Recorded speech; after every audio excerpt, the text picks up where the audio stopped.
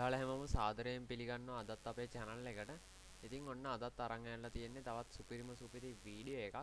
ඉතින් අද මම ඔයාලත් එක්ක කතා කරන්න යන්නේ කොහොමද restore point එකක් හදාගන්නේ කියලා. ඉතින් ඔයාලා බලන්න ඇති මොකක්ද restore point එකක් කියන්නේ කියලා.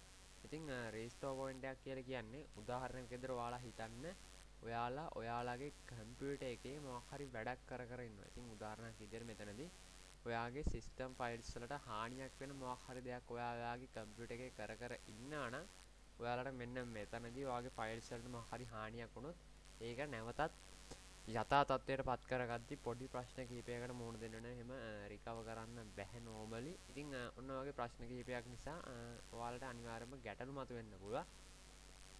ඉතින් ඔයා හිතන්න ඔයාලට පුළුවන් නම් ඔය දේ පෙන්න කලින්ම නවත්ත ගන්න. ඒක ඔයාලට කොච්චර දුරකට වැදගත් වෙයිද?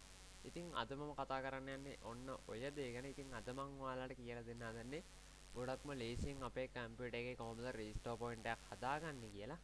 ඉතින් ඒ කොහොමද කියලා බලන්න කලින් ඔයාලා තාමත් අපිව subscribe කරලා නැත්නම් අනිවාර්යයෙන්ම subscribe කරලා bell icon එකත් all කරගන්න. ඉතින් එහෙනම් අපි යමු වීඩියෝ එකට. ඉතින් මුලින්ම ඔයාලා කරන්න ඕනේ ඔයාලගේ search bar එකට ගිහිල්ලා create a restore point කියලා search කරගන්න. ඉතින් මාත් මගේ search bar එකේ create a restore point කියලා search කරනවා. එතකොට මෙන්න මේ විදිහට අපිට බලන්න පුළුවන් උඩින්ම result එකක් එනවා create a restore point කියලා. මෙන්න මේක ඔයාලා click කරන්න.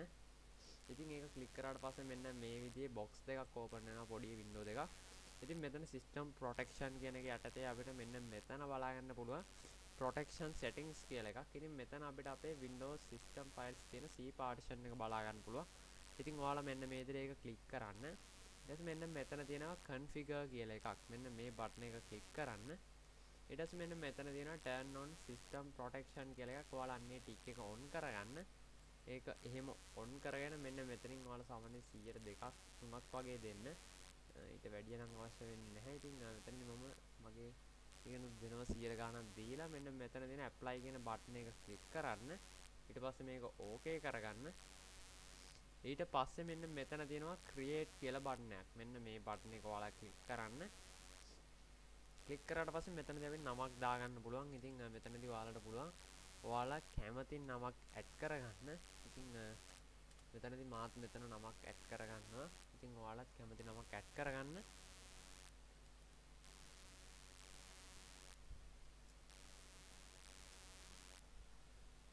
ඉතින් ඔන්න ඔය විදිහට නමක් add කරගත්තාට පස්සේ මෙන්න මෙතන තියෙන create කියන බටන් එක click කරන්න. ඉතින් ඊට පස්සේ ඔයාලට බලන්න පුළුවන් මෙන්න මේ විදිහට creating a restore point කියලා පොඩි මේ එකක් යනවා.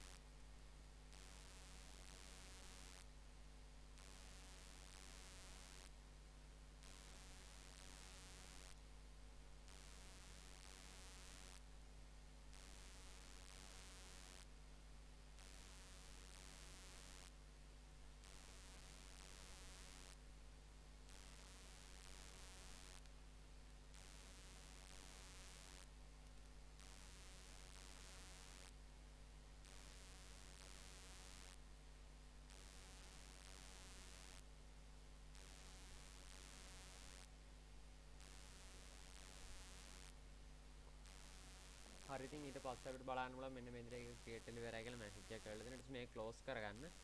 ඉතින් දැන් අපිට පුළුවන් අපිට අවශ්‍ය ඕනම දෙයක් අපේ සිස්ටම් ෆයිල්ස් වල කරලා මොකක් හරි ප්‍රශ්නයක් ආවොත් මෙන්න මේ රීස්ටෝර් පොයින්ට් එක පාවිච්චි කරලා අපේ සිස්ටම් එක නැවතත් තිබ්බ තත්ත්වයට පත් කරගන්න. ඉතින් එහෙම කරන්න මෙන්න මෙතන තියෙන සිස්ටම් රීස්ටෝර් කියන බටන් එක ක්ලික් කරන්න. එහෙම ක්ලික් කරාට පස්සේ මෙන්න මේ විදිහේ වින්ඩෝ එකක් එනවා. මේක නෙක්ස්ට් කරගන්න. ඉතින් මේක අපිට බලන්න පුළුවන් අපි ක්‍රියේට් කරලා තියෙන රීස්ටෝර් පොයින්ට් ඔක්කොම දිනෙත් එක්කම. ඉතින් මෙතනදී මෙන්න මේක නෙක්ස්ට් කරගන්න තමයි තියෙන්නේ. ඊට පස්සේ මෙතන ෆිනිෂ් කියන එක ක්ලික් කරාට පස්සේ මැසේජ් එකක් එනවා. ඒක yes කියලා දුන්නාට පස්සේ නැවත මේක රීස්ටෝර් පොයින්ට් එක රීස්ටෝර් වෙන්න පටන් ගන්නවා. ඉතින් මෙතනදී මට එහෙම අවශ්‍ය නැති නිසා මම ඒක නෝ කරගන්නවා. ඉතින් ඔන්න ඔය විදිහට ඔයාලට තවත් ඕනම දෙයක් මෙන්න මේ රීස්ටෝර් පොයින්ට් එක පාවිච්චි කරලා කරගන්න පුළුවන්.